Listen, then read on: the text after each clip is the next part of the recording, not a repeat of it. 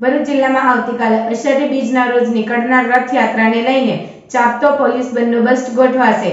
ત્યારે વડોદરા રેન્જના આઈજી સંદીપસિંહે પોલીસની કામગીરીનું નિરીક્ષણ કર્યું હતું। આવતીકાલે અષાઢી બીજના રૂડા અવસરે ભરૂચ જિલ્લો ભગવાન જગન્નાથ બનશે। ભગવાન જગન્નાથ ભાઈ બલરામ અને બહેન સુભદ્રા સાથે નગર ચર્ચાએ નીકળશે। ભરૂચ જિલ્લામાં કુલ 6 સ્થળેથી રથયાત્રાનું આયોજન કરવામાં આવ્યું છે, જેમાં કાયદો અને વ્યવસ્થાની પરિસ્થિતિ જળવાઈ રહે તે માટે પોલીસ વિભાગ દ્વારા કવાયત હાથ ધરવામાં આવી છે। ભરૂચ પોલીસ દ્વારા છેલ્લા ઘણા દિવસોથી ફ્લેગ માર્ચ, શાંતિ સમિતિની બેઠક અને કોમ્બિંગ સહિતના તકેદારીના પગલાં લેવામાં આવી રહ્યા છે। ત્યારે આ કામગીરીનું નિરીક્ષણ કરવા વડોદરા રેન્જના આઈજી સંદીપસિંહે ભરૂચની મુલાકાત લીધી હતી અને રથયાત્રાના રૂટ પર નિરીક્ષણ કર્યું હતું। કોઈપણ અનિચ્છનીય બનાવ ન બને તે માટે પોલીસ તંત્રને કડક હાથે કામગીરી કરવા સૂચના આપવામાં આવી છે। રથયાત્રાના પર્વને લઈ 1000 જેટલા પોલીસ કર્મીઓ ખડે પગે તૈનાત રહેશે, જેમાં 1 SP, 2 DYSP, 9 police inspector, 30 police sub inspector, 637 police જવાનો, હોમગાર્ડના 351 જવાનો અને એસઆરપીની 1 કંપની સુરક્ષા અને સલામતી માટે તૈનાત કરવામાં આવી છે। આવતીકાલે ભગવાન જગન્નાથ શ્રીની જે રથયાત્રા છે એના અનુસંધાનમાં ભરૂચ પોલીસ દ્વારા શું કામગીરી થઈ છે એની સમીક્ષા કરવા માટે હું ગઈકાલથી ભરૂચમાં છું।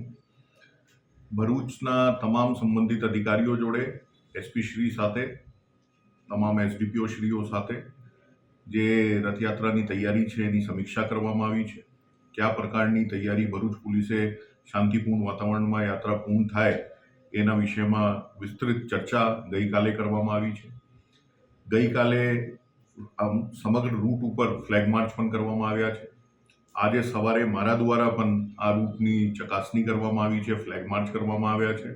જરૂરી સ્થળ ઉપર આપણે જરૂરી સૂચના પણ જે તે વખતના જે અધિકારીઓની ત્યાં નોકરી રહેશે એમને આપવામાં આવી છે।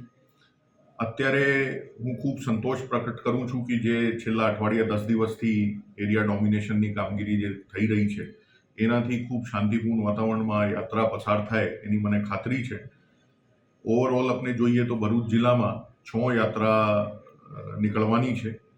એ તમામની આપણે તૈયારી કરી લીધી છે।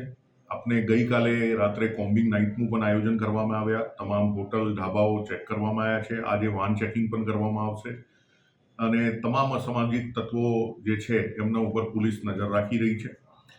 અમારી આપના માધ્યમથી તમામને અપીલ છે કે ખૂબ શાંતિપૂર્ણ વાતાવરણમાં આ યાત્રાનું સંચાલન થાય અને એના લાભ જે છે એ તમામ લોકો એ લઈ શકે એની આપના માધ્યમથી હું અપીલ પણ કરું છું।